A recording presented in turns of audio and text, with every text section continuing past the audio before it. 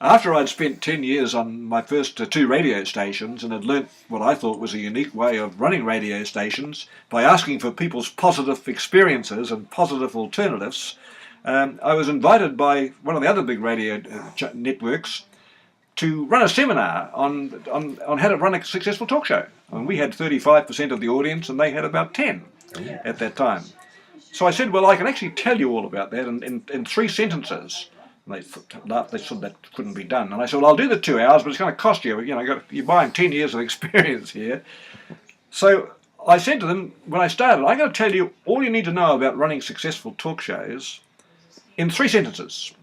And today you will think that is fantastic, and you'll go away from here and think, God, that's how Dryden got 35% of the daily audience for 10 years. And within 3 weeks, you'll have completely reversed it, and you'll be doing what I say is the way to get boredom personified. Here are the 3 things. No matter how big or small your city or town, whether you're New York with 8 or 9 million people, you're Auckland with 1.5 million people now, you're where I went to school with 8,000 people, if you're running a talk show and all you ask is for people's opinions, you'll get the same 50 bigots ring up every day.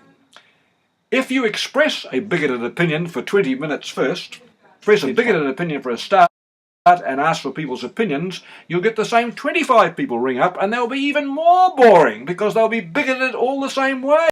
But if you, in fact, think very hard and you put all your effort into thinking that one key question that is going to tap in to the unified knowledge and the best wisdom in your whole city, whether it's New York or whether it's Auckland, you will then get an incredible number. Perhaps 30 people will ring in today with a unique story to tell.